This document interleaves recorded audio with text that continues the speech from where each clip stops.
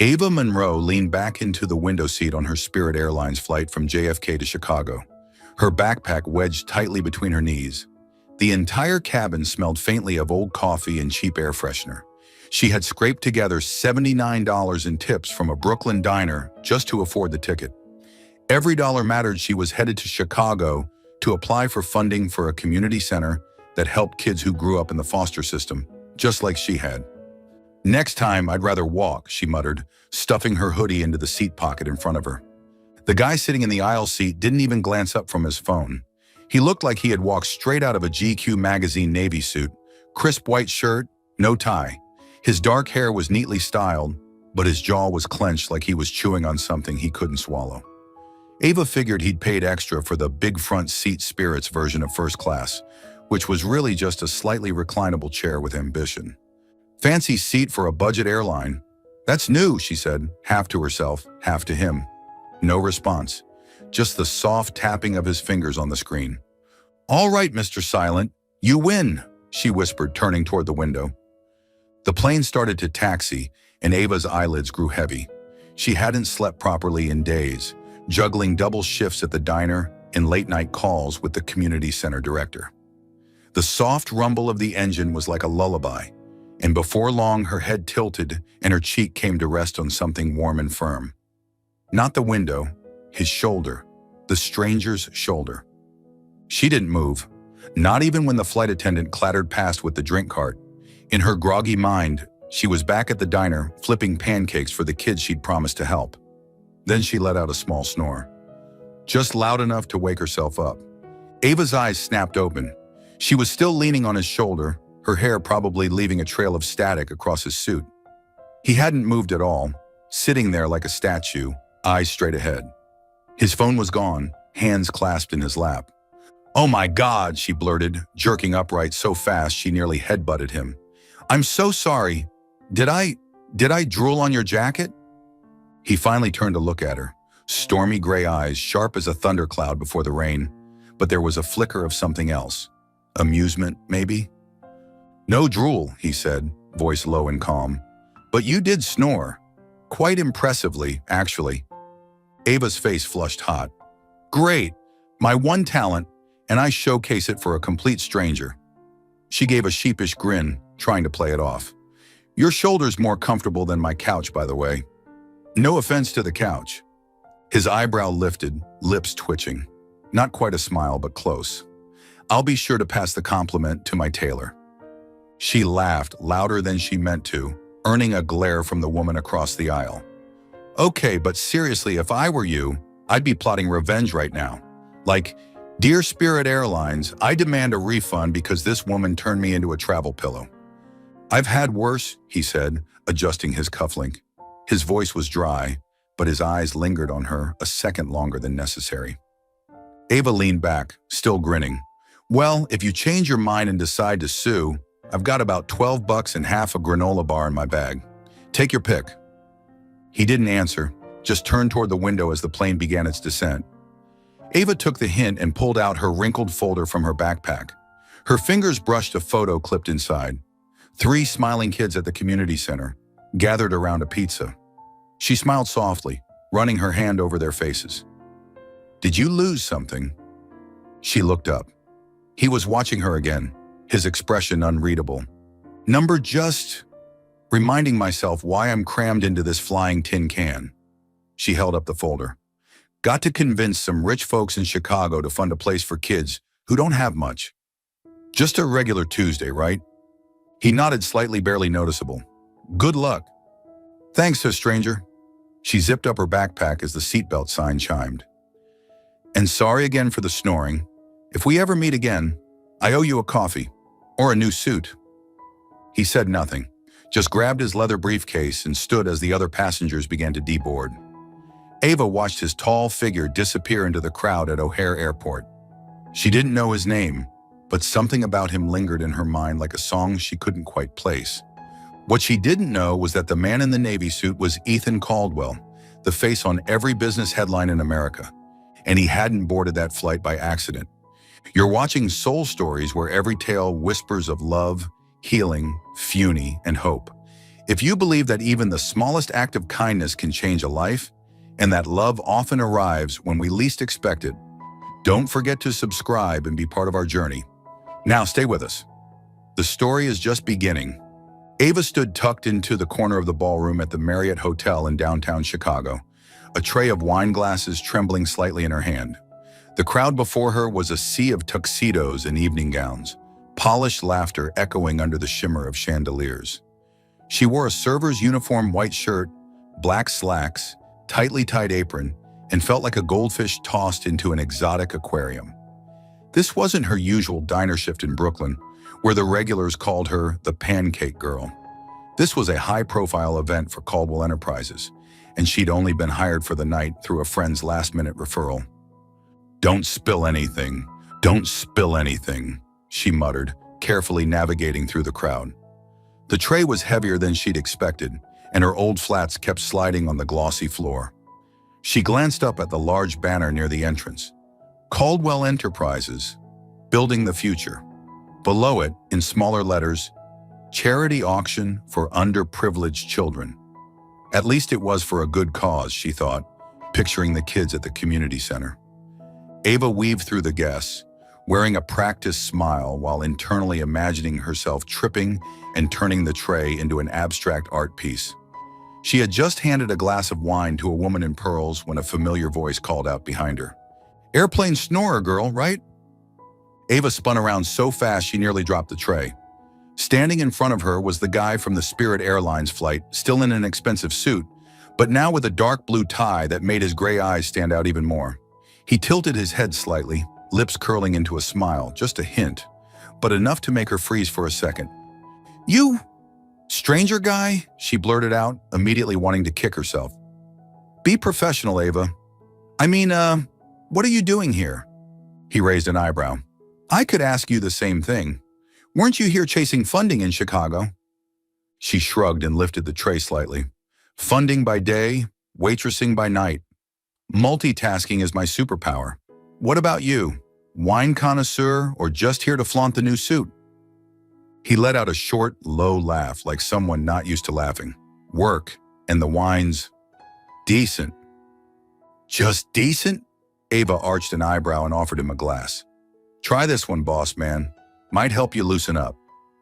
He took the glass and his fingers brushed against hers not on purpose, but enough to send a jolt down her spine. She quickly looked away, pretending to adjust the tray. "Calm down, Ava. He's just a rich guy having fun messing with you. You're better at this than snoring, I'll give you that," he said, taking a sip. Thanks. I practice in front of the mirror every day." She turned to walk away, but her foot caught the edge of the carpet. The tray tilted, and a glass of red wine splashed straight onto his crisp white shirt, blooming like a bloodstain. "Oh no," Ava gasped, setting the tray down on a nearby table. "I'm so sorry, I swear, I didn't mean to. That shirt probably cost more than my rent." She yanked some napkins from her apron pocket and held them out with a panicked expression. People around them started to turn, whispers rising. Ava's face flushed hot like the whole room was staring. But the stranger guy, just looked down at the stain, then back at her. And instead of getting angry, he laughed. A real laugh this time, with dimples she swore hadn't been there on the plane. "You really are a walking hazard," he teased. "I thought snoring was your thing, but apparently you also specialize in fashion makeovers." Ava froze, napkins still hanging midair. "You're not mad. I just turned you into a modern art piece." "I've survived worse." He shrugged and took the napkins from her, dabbing at his shirt. "Consider this a good excuse to leave early." Just then, a middle-aged man in a gray suit and an event manager badge stormed over, his face pinched. "You! What do you think you're doing?" he hissed, trying to keep his voice low. "Do you even know who this is? This is Mr. Ethan Caldwell, CEO of Caldwell Enterprises." Ava blinked. She turned slowly to stranger guy. "No, Ethan Caldwell." "CEO? The man whose shoulder I drooled on during a flight is a multimillionaire CEO?" The floor seemed to tilt under her. "I'm so sorry, Mr. Caldwell," the manager continued, shooting her a glare like she was a smudge on crystal. "This woman will be terminated immediately." Ethan raised a hand, cutting him off. His tone was calm but sharp like silk hiding a blade. "No need me," he said. "She spilled wine, not started a war. If people got fired for one glass of wine, I'd be in jail for much worse." The manager shut up instantly, clearly too afraid to argue. Ava looked at Ethan, trying to gauge if he was joking, but his gray eyes were locked on hers, as if the rest of the room had vanished. "Thank you," she said softly once the manager had slunk away. "But you didn't have to do that. I'm used to getting yelled at." "I didn't do it for you," Ethan replied, though the corner of his mouth curled upward. "This shirt isn't worth that kind of drama." Ava laughed, tension slipping from her shoulders. "Then I still owe you a coffee, or a new shirt." "Put it on my tab," he said, turning back toward the crowd. But before he disappeared, he looked over his shoulder for just a moment. "Watch that tray, snoring girl." Ava stood there, still clutching the napkin, her heart racing. She didn't know why, but Ethan Caldwell's smile made her feel like she just stepped into a story she wasn't quite ready for. Ava wiped down the counter at Joe's Diner in Brooklyn, the grease-stained apron tied around her waist. The place was small, worn, with chipped wooden tables, and the comforting scent of toast lingering in the air. The regulars, truck drivers, old men playing dominoes, and a few hungry college kids chatted animatedly over coffee and eggs. Ava loved it here. It wasn't glamorous, but it was warm, like a hug from the grandmother she never had. "Yo, Ava, top me off," called out Mr. Gus, a regular, raising his mug from the corner booth. "Give me a sec to grow another arm, Gus," she shouted back, grinning as she refilled his cup from the hot pot. Her shift today was slower than usual, giving her time to think about last week's trip to Chicago. The grant application had been submitted, but she knew the odds weren't great. "Rich folks would rather build statues than help kids," she muttered, shaking her head. The doorbell jingled.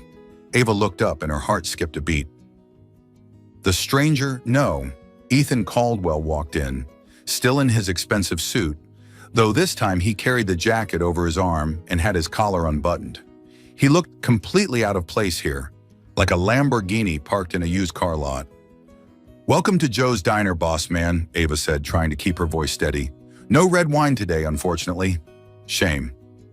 Ethan glanced at her, lips curving into a faint smirk. "I'll survive. Got anything edible?" "Edible? That's insulting to my culinary art." She tapped her pen against her order pad and winked. "How about my special pancakes? Or a burger? But fair warning, it's roughly the size of your face." "Pancakes," he said, sitting at the table near the window. "And coffee. Black." "Dry as your personality," she teased, scribbling down the order before turning away. But her mind was spinning with questions. What was a millionaire CEO doing here? Brooklyn might as well be a century away from Manhattan. She returned with a steaming plate of pancakes and a mug of hot coffee. Ethan was staring out the window, his eyes distant, like he was somewhere else entirely. She set the plate down a little harder than necessary to bring him back. "There you go, my masterpiece.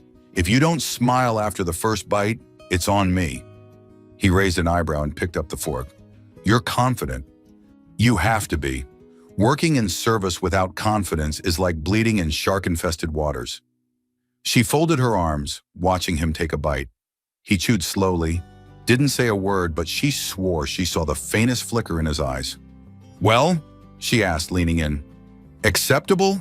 he said, but his voice had a touch more warmth than usual. "Acceptable? Wow, you're tougher than the health inspector." She laughed and headed back to the counter. Before leaving, she grabbed a pen and scribbled something on the wax paper of the to-go box, then slipped it into the container. "Smile, boss. Don't let my kitchen go cold." Ava's shift ended at 9 p.m. She was cleaning the counter when she noticed a crisp $100 bill tucked under Ethan's empty coffee cup, along with a small note. His handwriting was clean, precise, almost like typeface. "For you, and for the kids you mentioned." Ava picked up the bill, fingers tightening around it. $100 wasn't a small amount to her. It could buy groceries for the community center for a whole week. But what made her freeze was the note. "He remembered what I said on the plane?" She looked toward the door, but Ethan was already gone, leaving only the faint scent of sandalwood cologne behind. The next day, she half hoped, half doubted he'd come back. But he didn't. A week passed, then two. Ava started to believe he had just passed through, like a strange breeze.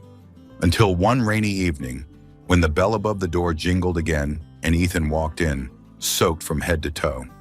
"Pancakes and coffee?" she asked, trying not to smile too much. He nodded, sliding into the same seat by the window. "You got another message for me?" Ava smirked and pulled out her pen. "Just wait, boss. I'm not out of ideas yet." She didn't know it, but with every step Ethan took into this little diner, he was stepping out of the cage he'd built around himself. And she, with her scribbled notes and stacks of pancakes, was unknowingly holding the key to the door. Tuesday evening at Joe's Diner was quieter than usual. Rain tapped gently against the window, blurring the neon reds and greens of the diner's flickering sign. Ava stood behind the counter, slicing onions for tomorrow's special soup. Her hands moved with practiced rhythm, the old knife gliding steadily, but her mind wandered, her eyes sneaking glances at the windowside booth. Ethan Caldwell sat there, as he had for the third time since that rainy night. He always ordered pancakes and black coffee. He always sat in silence, staring out at the street. He didn't talk much, only gave brief replies when Ava teased him, but he always left a generous tip and a handwritten note. Tonight, the note in front of him read, "Your kitchen's hot, but I'm not ready to smile yet." Ava read it and bit her lip to keep from laughing out loud. So he does have a sense of humor.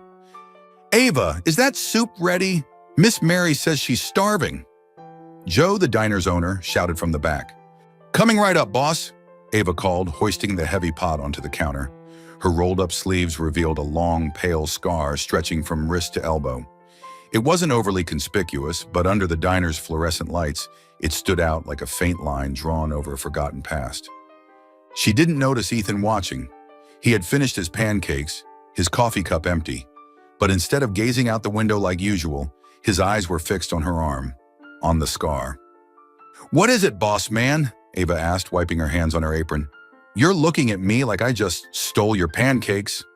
Ethan blinked as if snapping out of a trance. "That scar," he said, voice low. "Was it an accident?" Ava stiffened for a moment, then gave him the same practiced smile she used on customers who asked too many questions about tips. "Accident? Not exactly.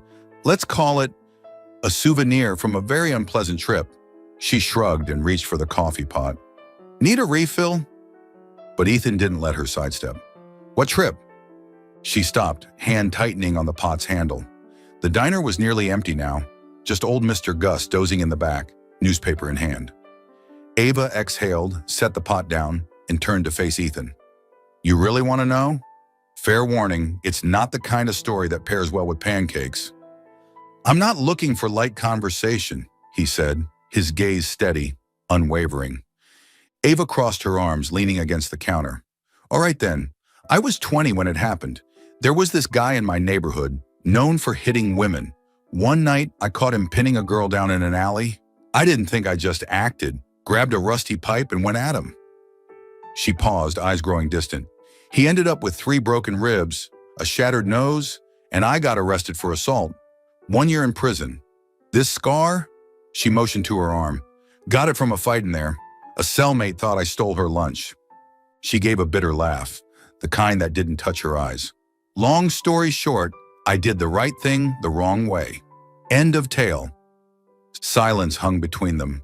Ava waited for Ethan to look shocked, or at least turn away the way people always did when they learned she'd done time. Friends, employers, even some dates, everyone retreated when they heard the word prison. But Ethan didn't flinch. He just looked at her, his storm gray eyes softer now, as if he were seeing a different Ava, not the girl who joked with pancake notes, but the woman who had fought and paid for it. "You didn't run," he said quietly. "Most people would have run." Ava frowned. "Run? What do you mean?" "When people see something wrong, they usually pretend they didn't.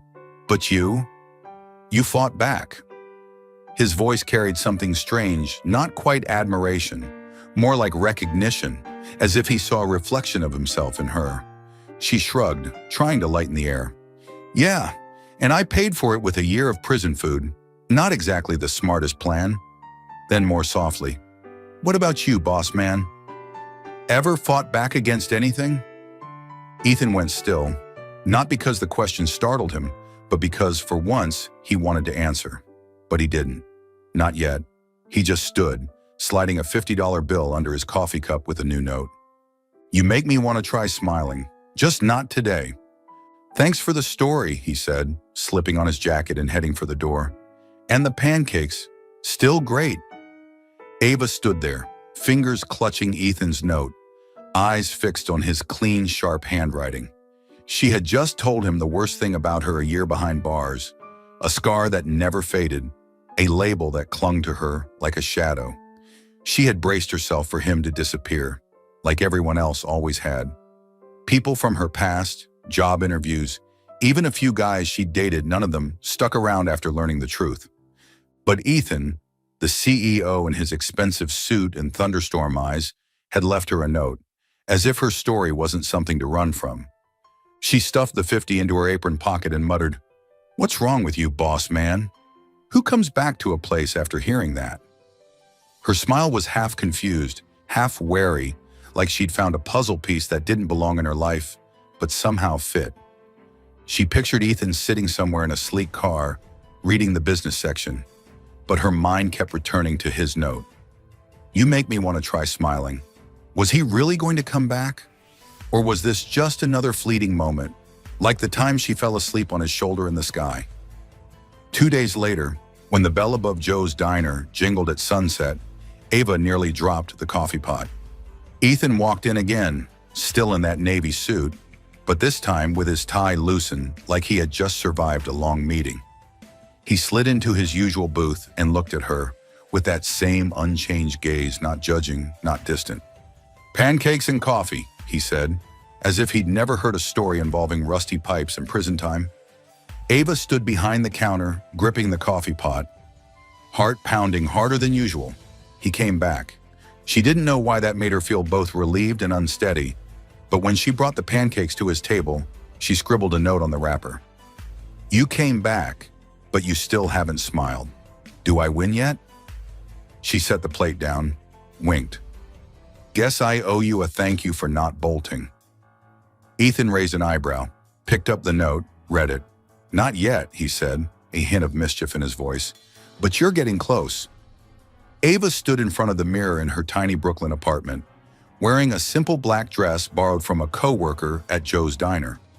It fit well, hugged just right at the knees, but she felt like she was cosplaying someone else, someone who belonged in a world of chandeliers and champagne, not pancakes and burnt coffee. Running a hand through her messy brown hair, she tried to tame it into something less windswept. "What the hell am I doing?" she muttered at her reflection. 2 days ago, Ethan Caldwell had walked into the diner not for pancakes this time, but to hand her an invitation. "A charity auction, my company's hosting," he said, calm as ever, like he was offering her more coffee. "You should come. There'll be people there who care about your community center." She thought he was joking, but his storm gray eyes didn't flinch. She took the card, half curious, half suspicious. A millionaire CEO inviting a waitress to a black tie gala? Was this real life? Now standing at the entrance of the Plaza Athénée in Manhattan, Ava drew a deep breath. The building looked like a palace, marble columns, golden light spilling from tall windows. She smoothed her dress and stepped through the revolving doors, immediately feeling like a guppy that had wandered into a coral reef. The crowd inside shimmered in expensive clothes, speaking with that glossy cadence of the wealthy champagne flutes glinting in their hands. Clutching her cheap purse, Ava focused on not letting her nerves show. "Welcome, miss." A man in a tux greeted her, handing over a name tag. Ava scribbled Ava Monroe in ballpoint pen and pinned it to her chest, feeling like she'd just branded herself. She threaded through the crowd, scanning for Ethan. She spotted him near the stage, deep in conversation with a group of donors. His tailored black suit made him look like he'd walked off a James Bond set. But when he turned and caught her gaze, he smiled, a real one, dimples and all, the kind she was starting to recognize. "You came," he said, walking toward her. "I bet you considered running." "I did," Ava admitted with a smirk. "But then I remembered I don't run marathons in dresses. Also, you said someone here might care about my center. I don't miss chances, boss man. Ethan chuckled and led her to a table near the stage. Call me Ethan. Boss man sounds like I'm about to fire you. Okay, Ethan, she teased, drawing out his name. But if I spill champagne on your suit again, don't blame me. He raised an eyebrow. I brought a backup. The auction began, offering absurd luxuries, Picasso paintings, vacations in the Maldives, a diamond ring that made Ava nearly choke at the opening bid. Ethan sat beside her, quiet but attentive to her running commentary. That guy looks like he wants to buy the whole island, she whispered, nodding toward a real estate tycoon waving a bid paddle. Ethan covered his mouth, stifling a laugh. Midway through, Ethan stepped on stage to present Caldwell Enterprises' new education initiative for underprivileged children. His speech was short but captivating, every word carefully chosen, every glance grounded. Ava watched him, seeing something different for the first time. He wasn't just the cold CEO in a perfect suit. There was something in the way he spoke about forgotten kids that made her wonder if he understood that feeling too well. When he returned to the table, she clapped lightly. Not bad, Ethan. I almost believe you're a good guy. Almost, he asked, tilting his head. Yeah, I'm still waiting for you to buy me an island or something, she joked, sipping her champagne. But the moment didn't last. A group of reporters nearby stirred. Camera flashes popped. At first, Ava thought they were snapping Ethan, of course. He was the star of the event. But then a blonde reporter with a razor-sharp smile approached their table. Miss Monroe, is it? She asked, syrupy sweet. Weren't you convicted of assault in 2015? What exactly brings you here tonight? Ava felt the blood drain from her face. She set her glass down, fingers trembling. I'm here for the charity event, she said evenly, trying to steady her voice. But in her mind, the memories crashed in cold jail cells, disapproving job interviews, the whispered word criminal that followed her everywhere. The reporter pressed on. Charity?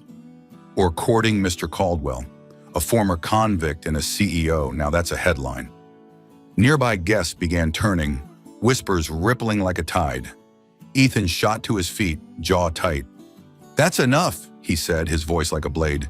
This is a charity event, not a courtroom. If you want an interview, make an appointment with my office. The reporter stepped back, but the cameras didn't. Ava felt the heat of everyone's eyes like she was a zoo animal. She rose quickly, gripping her purse. I need some air, she murmured to Ethan, then slipped out onto the balcony. The Manhattan night air was sharp, but Ava could breathe. She leaned on the railing, staring down at the blur of taxis below. What was I thinking? That I could just walk into this world and not be dragged back by my past? She let out a bitter laugh, blinking against the sting in her eyes.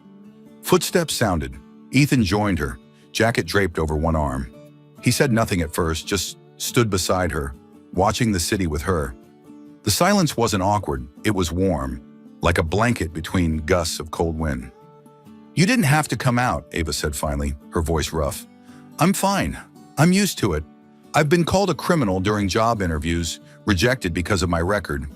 This, she gestured back at the ballroom, just another Tuesday. Ethan turned to her, eyes darker than usual. You don't deserve that. She gave a tired shrug, trying to smile. Deserve it or not, it happens. But you know what? I don't regret it. I hit that bastard because he deserved it. If I hadn't, that girl might have died. She paused, locking eyes with him. What about you? What are you hiding from, Ethan? The question hovered between them. Ava didn't expect an answer. She just wanted him to know she saw the armor he wore. But Ethan didn't look away. His hands gripped the railing tighter, knuckles white. I'm not hiding, he said, but even he didn't sound convinced. Not hiding? Ava raised an eyebrow. You show up at my diner, leave big tips like they're penance, invite me here like you want the world to see me, but every time I ask about you, you shut the door. If you're not hiding, what are you doing? Ethan stared down at the streetlights, then finally spoke quiet but steady. I invited you because I wanted to see you here, not to show you off, because you belong here. You reminded me there are still people brave enough to stand up even when it costs them. Ava blinked, taken aback by the sincerity in his voice. She opened her mouth to respond, but an event staffer appeared, saying the auction was about to resume. Ethan looked like he wanted to say more, but he only nodded. Coming back in? Or planning to freeze out here all night? She exhaled, smoothing her dress. I'm coming, but if any reporters come near me again, I swear I'm dumping champagne on their heads. Ethan laughed, truly laughed, the most relaxed she'd ever seen him. I'll hold your glass. They returned to the ballroom. The camera still flashed, but Ava didn't flinch. She walked tall, shoulders straight, like her past was something she carried, not something that caged her. And beside her, Ethan matched her step, eyes never leaving her, as if, for the first time, he was learning how to break out of his own prison too. Still following the story? If this story found you outside of Soul Stories, we invite you home to where every touching tale begins, with truth, hope, and heart. Ava stood behind the counter at Joe's Diner, drying coffee mugs with a worn towel, but her mind was far from Brooklyn. It lingered somewhere between last week's charity gala and the look Ethan had given her on the balcony of the Plaza Athénée. That night, when she'd asked, "What are you hiding from?" he hadn't answered, but the way he stood next to her, silent and steady, told her he was wrestling with something heavy. She wasn't sure she wanted to know what it was, but some stubborn part of her, the part that never sat still, wanted to dig deeper. The bell above the door jingled, pulling her back to the present. Ethan stepped in, just as she'd suspected, but he looked different this time. No suit, no tie, just a plain gray shirt with the sleeves rolled up, black jeans, and a face that still carried power, but in a way that seemed human. For the first time, he looked like a man, not a CEO on a magazine cover. "Boss man, you lost?" Ava teased, setting the mug down. "This is Brooklyn, not Manhattan. No champagne here." Ethan slid into his usual window booth, a small smile tugging at his lips. "Pancakes and coffee. No champagne needed." "That's simple?" "I'm starting to think you like this place for the cheap food," she said, scribbling his order, then turned away. But when she returned with the plate, she noticed something different. His gaze wasn't fixed on the window like it usually was, it was on her, like he was weighing a decision. "You okay? After what happened at the gala?" he asked, voice low. Ava shrugged, placing the plate in front of him. "I'm fine. The press loves to dig up dirt, I'm used to it. At least they haven't found a mugshot of me in Prison Orange yet. Small blessings." She winked, but her smile didn't quite reach her eyes. "What about you? You okay? You look like you just escaped a board meeting." Ethan let out a quiet laugh, though his eyes darkened. "Close. I just needed air." She crossed her arms, tilting her head. "Air from Joe's Diner? You know the only thing we've got here is the scent of burnt toast and overbrewed coffee, right?" He didn't respond immediately. He took a slow sip of his coffee instead. Silence stretched between them, but Ava didn't press. She'd learned in prison that silence is sometimes the only space someone needs to speak. And eventually Ethan did. "You once asked what I'm hiding from," he said, setting his cup down. "I didn't answer. Not because I didn't want to, but because I didn't know where to start." Ava felt her heart skip. She pulled a chair from a nearby table and sat across from him, forgetting completely that she was mid-shift. "I'm here. Start anywhere, Ethan." He inhaled deeply, eyes fixed on the pancakes in front of him, like they might hold the answer. 4 years ago, my company Caldwell Enterprises launched a line of medical devices, respirators meant for use during surgery. We received a report from the engineering team that one batch had a software glitch, rare, they said, only under specific conditions. But it could cause the machine to shut down mid-operation. He paused, gripping his coffee mug tighter. Ava stayed silent, listening. "I brought it to the board. They said it wasn't a big risk, that we could fix it later with a software patch. Meanwhile, hospitals had already placed bulk orders. The shareholders were breathing down our necks. Market pressure was mounting. He swallowed. "I approved shipment. Thought we could handle it later." His voice dropped lower. 1 month after that decision, a patient in Chicago died. Mid-heart surgery, the respirator shut down. She was 32. Ava felt her throat tighten. She looked at Ethan at the tension in his jaw, the way his shoulders slumped like he was carrying something crushing. "Ethan," she started, but he raised a hand, gently stopping her. The family sued. We settled. But no one ever found out I was the one who signed off. The press blamed the tech team. The suppliers, I let them. Because if I admitted it, the company would have collapsed. Shareholders would have pulled out. Thousands of employees would have lost their jobs. He let out a bitter laugh. I chose the coward's way out, and I live with it every day. Ava sat still, letting the weight of his words settle. She thought about her own nights in prison, wondering if she would have done anything differently. She knew what it meant to live with a decision. But what Ethan carried, it wasn't just guilt. It was isolation. Shame wrapped in silence. You know, she said finally, voice steady, I've always hated guys in suits. The ones in shiny offices who make life or death decisions like they're checking email. But you're not that. You're trying to step out of that cage, aren't you? Ethan looked up at her, his gray eyes meeting hers. You're the first person I've ever told this to. I don't know why. Because I'm a great listener, she smirked, trying to lift the mood. Or maybe it's the pancakes. They're known to soften even the hardest of hearts. He laughed, really laughed, though just for a moment. Maybe both. She stood, placing a hand lightly on his shoulder. A small gesture, but warm. Look, Ethan, I'm not here to tell you what's right or wrong. But if you're telling me some girl who once smashed a creep with a rusty pipe, then maybe that means you're trying to fix it. Don't stop.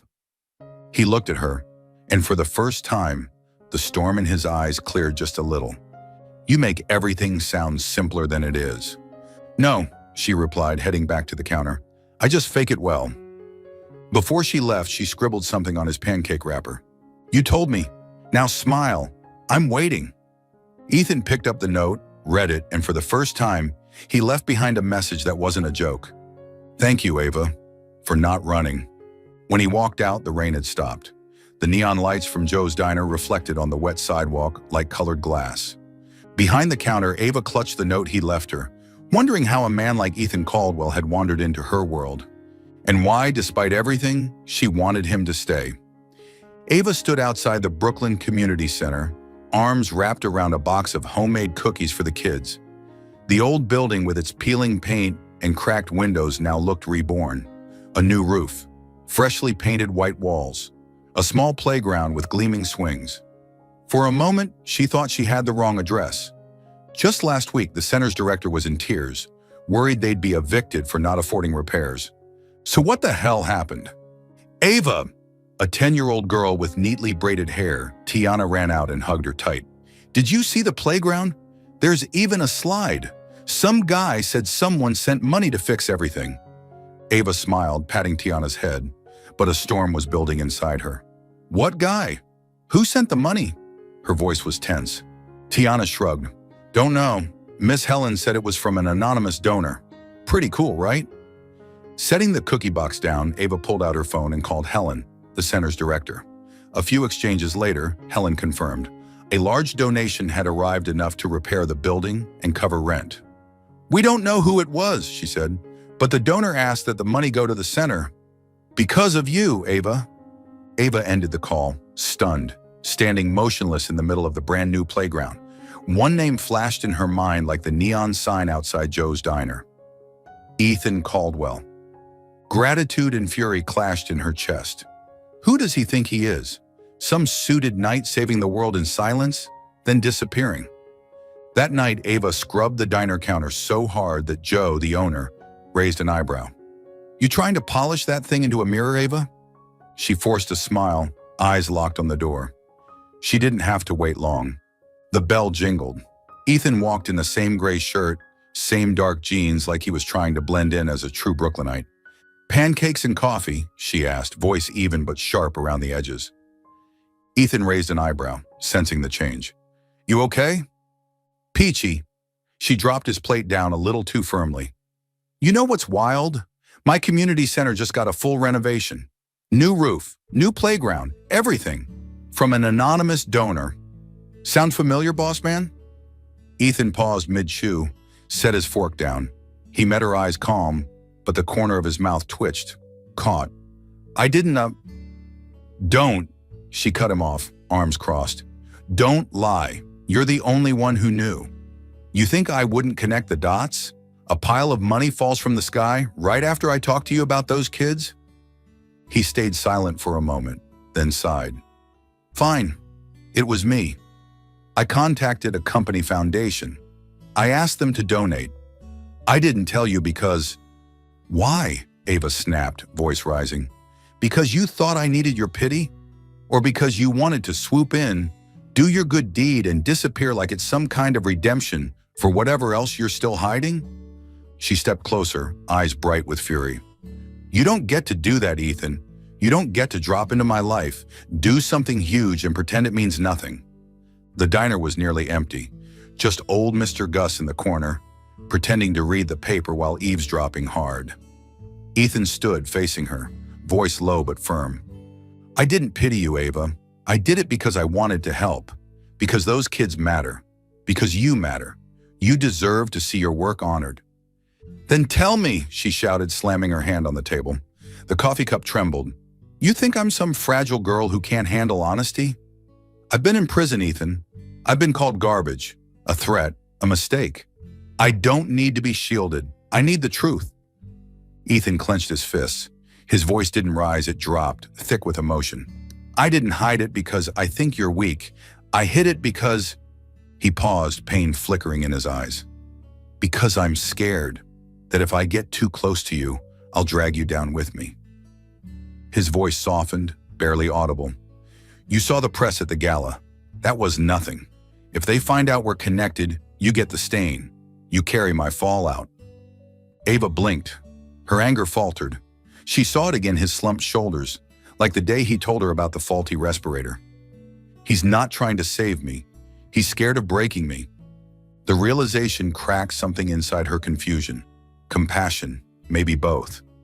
But she didn't let it take over.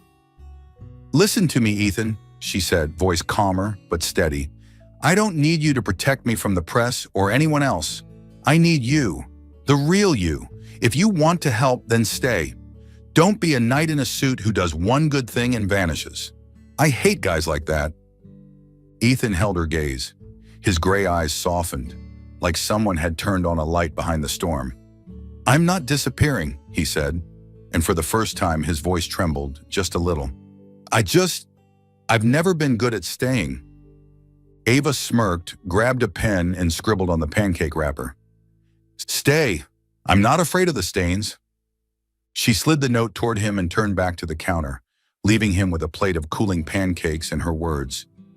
Ethan read the note, fingers tracing her scrawled handwriting. He didn't leave a tip that night, not because he was being cheap, but because for the first time, he wanted to leave something more meaningful, a silent promise to try. When he walked out into the neon glow reflecting off the wet sidewalk, Brooklyn didn't feel like a hiding place anymore. It felt like a beginning. Behind the counter, Ava wiped another mug, a small smile tugging at her lips. She didn't know if Ethan would truly stay, but one thing was certain. The man with storm-colored eyes was finally learning to stand still. And maybe, just maybe, he was learning to stand with her. Ava stood behind the counter at Joe's diner, drying a coffee mug at a snail's pace. Her mind was a tangled mess, like a ball of yarn in a catfight. It had been 2 weeks since her heated confrontation with Ethan, 2 weeks since she'd told him she didn't want a silent savior, but a man who could be real. He had stopped by the diner twice since then, ordered his usual pancakes and black coffee, said nothing about the community center or the note she'd left. Stay. I'm not afraid of the stains. Every time he left, he scribbled a short message on the wrapper, you win this round or pancakes still undefeated. And every time Ava wondered, was he really listening? Or was she just a player in a game she didn't understand? But today, the diner's air felt heavier. Joe, the owner, pulled her into the back after the morning rush. His expression wasn't the usual, Ava, you forgot to top off Gus's coffee. Look, Ava, he said, scratching the back of his head, avoiding her eyes. I've been getting calls from reporters. They're asking about you, about your past. Word's spreading. Some regulars have started whispering. A few said they won't come back if there's a former inmate serving their food. Ava felt the floor tilt beneath her. She gripped her apron tighter, trying to keep her voice calm. So what are you saying, Joe? You're letting me go? Joe sighed, shoulders heavy. I don't want to. You know that. You're the best I've got. But if the customers leave, I won't have a diner to run. Just take a few weeks off. Let it blow over. A few weeks? Ava repeated flatly. She pulled off her apron, hung it on the hook, and walked out without another word. She had heard those words before from hiring managers, from people who'd promised her a fresh start. But this one hurt more. Joe's diner wasn't just a job, it was home. Outside, the late autumn Brooklyn air was sharp. Her phone buzzed a LinkedIn notification. She rarely opened the app except during desperate job hunts. Curious, she tapped it. Her heart stopped. A post from Ethan Caldwell, CEO of Caldwell Enterprises, was going viral. Thousands of likes, hundreds of comments. The title read, "On Mistakes, Truth, and Second Chances." Ava began to read. Each word struck her like a blow to the chest. Ethan had written about the respirator failure from 4 years ago, how he had personally approved the release of defective medical equipment, how a woman had died because of that decision, and how he'd stayed silent to protect the company. "I chose silence to protect a brand," he wrote, "but the cost was my conscience. The victim's family deserved an apology not from PR, but from me. I'm sorry, even if it's too late." Then came the part that made Ava freeze on the sidewalk. "Recently, I met someone who taught me that truth, no matter how painful, is the only way to live. She once paid a steep price for standing up to violence. She was labeled a criminal for protecting someone else, but she never ran from it. Her name is Ava Monroe, and she reminded me that we are not defined by our mistakes, but by how we face them." Ava blinked back tears. She had no idea Ethan was planning this, that he would go public, that he'd mention her. She scrolled through the comments. Some praised his honesty, others tore into both of them. Ava Monroe, a felon? Gross. Caldwell's lost it partnering with a criminal? But Ava didn't care. What mattered was that Ethan had done exactly what she'd asked. He'd been real. No masks, no more hiding. She called him, no answer. Then a text popped up, "I'm at the office, come if you want. 200 Park Avenue." She didn't hesitate. The train ride to Manhattan felt like her pulse fast and anxious. Caldwell Enterprises towered like a glass monument to power. She pushed past security, took the elevator to the 40th floor, and found Ethan standing in his corner office, staring out at the New York skyline. "You're insane," she said the moment she walked in, half furious, half overwhelmed.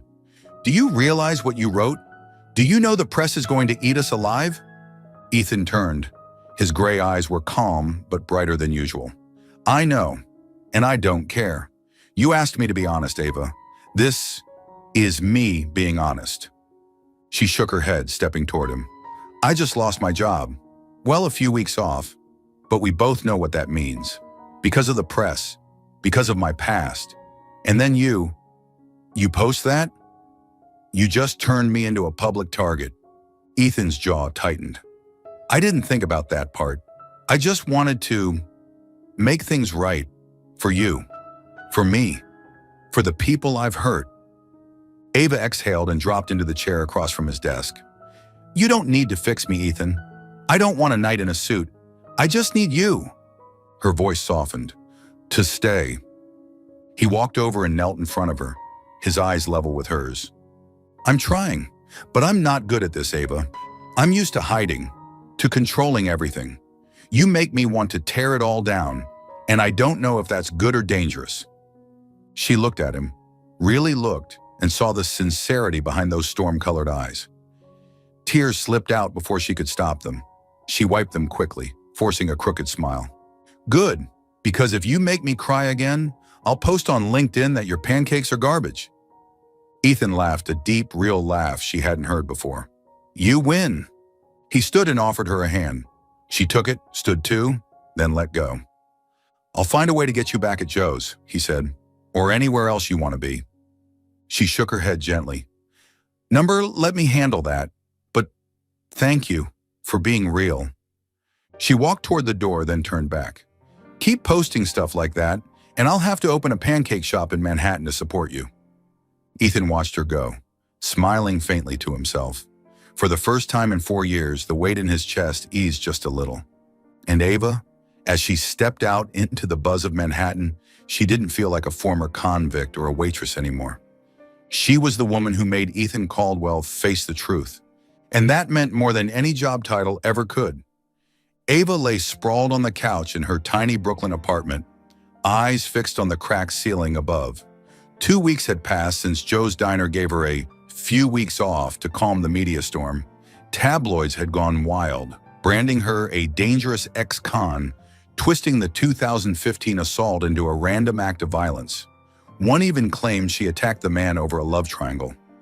Ava let out a dry laugh, but it didn't reach her heart. Ethan Caldwell's LinkedIn post, where he'd publicly admitted to his past failure and stood up for her, had inadvertently painted a target on her back. She got up and brewed some coffee, trying to shake off the fog. Her savings were thinning out fast, and every diner she'd applied to had turned her down thanks to one line on her record, previously convicted. Maybe I should sell cookies on the street, she thought wryly, though the smile never reached her eyes. The community center was doing well thanks to Ethan's donation, but that didn't fix the way she felt like she was slipping back into the shadows of who she used to be. Her phone buzzed. A message from Ethan. Meet me at the corner of Flatbush near JFK. 7 p.m. Bring a coat. Ava frowned. What now? She remembered the look in his eyes when he knelt in front of her, admitting he didn't know how to stay. Despite the storm he stirred with his post, she couldn't deny one thing. He was the only person trying to make things right. She grabbed her coat and caught a bus, torn between curiosity and exhaustion. Under a flickering street lamp, Ethan stood waiting, dressed in a dark blue sweater and jeans looking more like a Brooklyn local than a Forbes cover star. He grinned, dimples and all. You actually came, he teased. I was betting you'd think I was flying you to the Bahamas. Bahamas? These days, a hot cup of coffee feels like a luxury, Ava smirked, tightening her coat. Just don't make me get on a plane. My snore record on your shoulder still stands, and I'm not looking to top it. Ethan laughed and led her through a few quiet blocks to a weathered bench under an old oak tree, not far from a JFK bus stop. Ava stopped in her tracks, breath catching in her throat.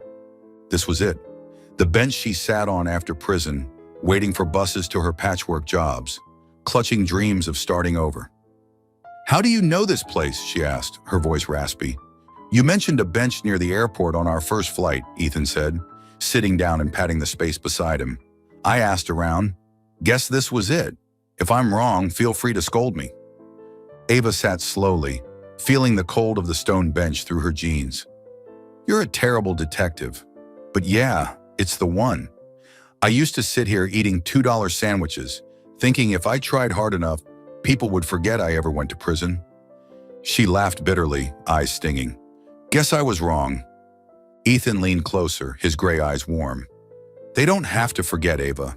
You're not your past, and I brought you here to prove that. Before she could ask what he meant, her phone started vibrating nonstop. Messages from her friend at Joe's Diner, a link to a breaking article. Brooklyn abuser faces prison after case reopened. Ava scrolled quickly, heart racing. Ronnie Slater, the man she had attacked in 2015, had just been arrested for assaulting another woman. This time there was clear surveillance footage. But that wasn't what stunned her most. A group of lawyers funded by Caldwell Enterprises had reopened the 2015 case. They'd located Slater's previous victim, the one who had been paid to stay silent. With legal support, she finally spoke out, revealing Slater's bribes and legal manipulation that had left Ava the sole scapegoat. The article read, Ava Monroe, previously convicted of assaulting Slater, is now seen as an unwitting hero who protected a woman from a repeat offender the legal system once failed to hold accountable. Ava's hands shook. She turned the phone to Ethan, voice trembling. You did this? Ethan nodded, his eyes glinting with emotion. After the LinkedIn post, I knew I'd put a spotlight on you, and I couldn't let you bear the weight of that alone. I hired a legal team. They dug into Slater's history, found the victim he silenced, convinced her to come forward. I just gave them the tools. You and you're the reason justice is happening. Ava shook her head, wiping tears from her cheeks. I always thought I'd be that girl who hit someone. That Slater would always win, he had money, lawyers, I had an overworked public defender. I did time. He walked free. And now, I'm finally cleared. She looked at Ethan, her voice cracking into a laugh cry. Aren't you scared the press will come after you again for being seen with me? Ethan grinned and wrapped an arm around her shoulder. I faced them once. Second time's easier. Besides, you're worth it. Ava leaned her head against his shoulder, closing her eyes, letting his warmth melt the chill from the bench. Thank you, Ethan. Not just for the case, for bringing me back here. This bench used to make me feel small, powerless. Now, not so much. He gave her shoulder a squeeze, voice low. It's not as comfy as that plane seat, but if you lean on me, I think I'm warm enough. She chuckled, teasing, just don't let me snore. But when she opened her eyes and saw the way he looked at her, like she was more than her story, more than her scars, she knew this was a beginning. Not just for justice, but for her, for them. They sat there together on the same bench that had once witnessed Ava's darkest days. Now it stood witness to something new: redemption, vindication, and maybe love.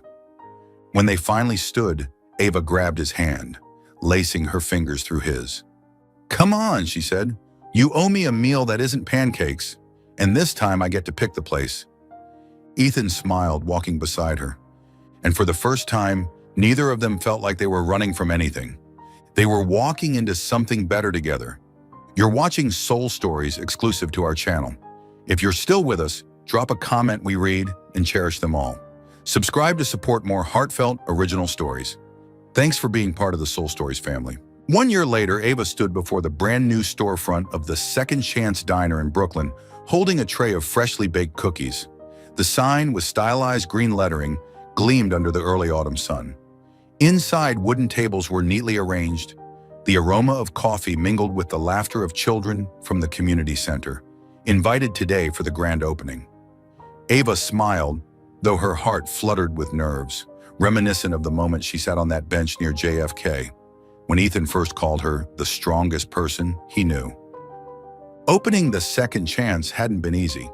After Ava was exonerated thanks to Ethan reopening the case against Ronnie Slater, the abuser who had once landed her in jail, the media shifted their narrative, dubbing her a reluctant hero. Yet Joe's Diner never called her back, and other eateries remained hesitant due to her record. She had considered giving up, but Ethan approached her not with a hidden donation, but with a straightforward proposal. Open your own place.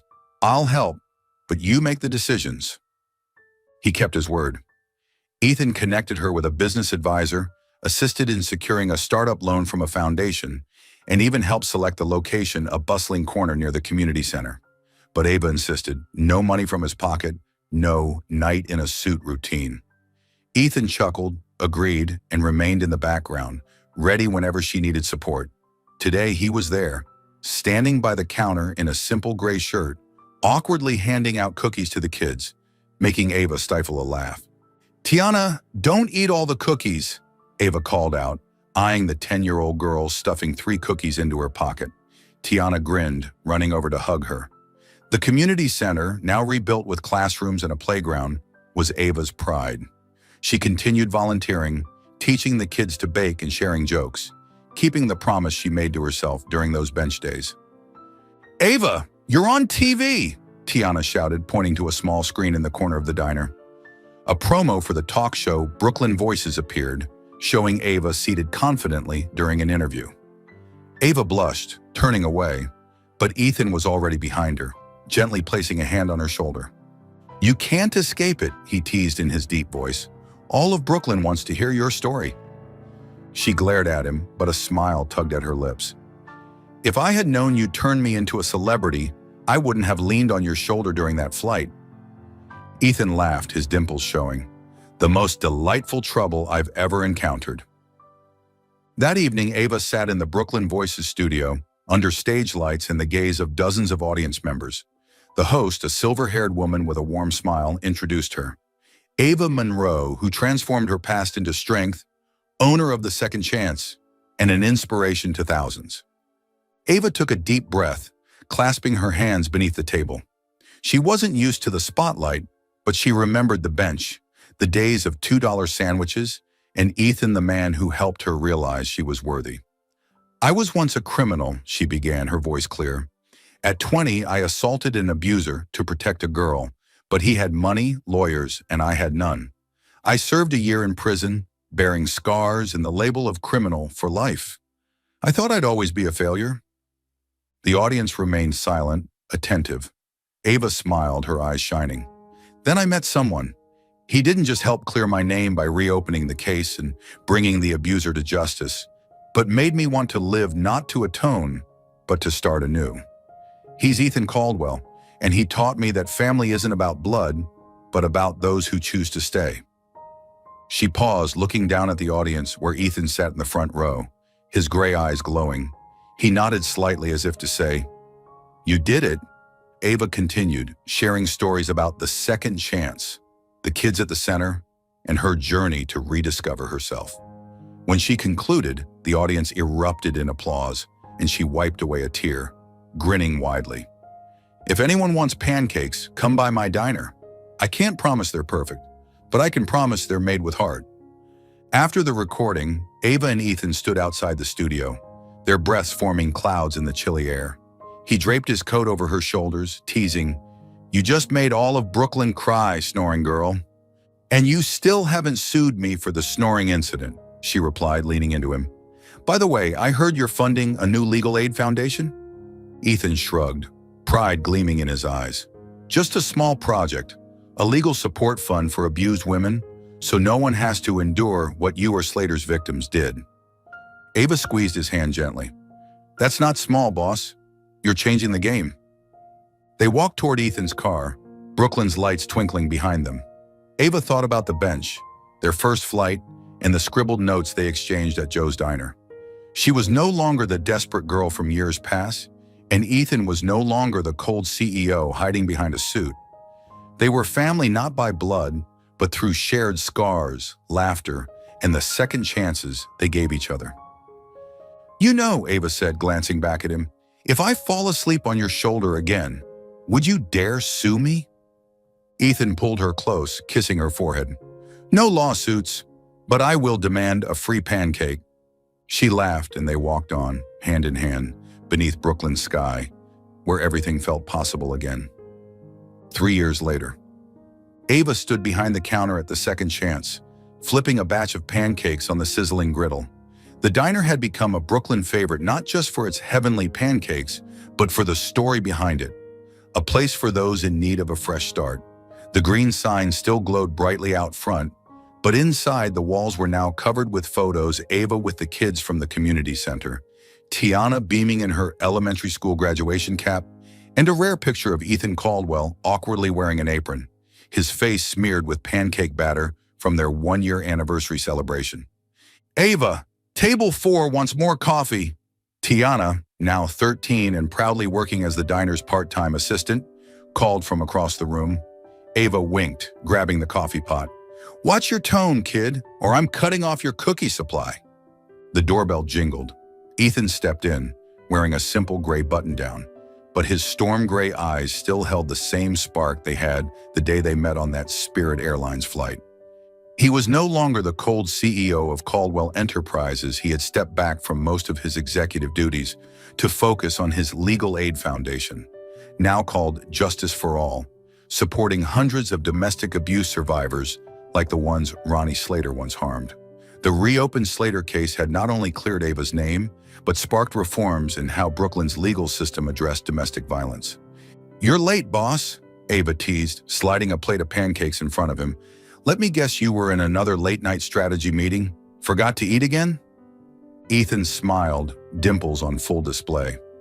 "I'd never forget, not with you reminding me." He took her hand, his voice low. "Come with me for a bit. There's something I want to show you." Ava raised an eyebrow, but handed the floor to Tiana, grabbed her coat, and followed him.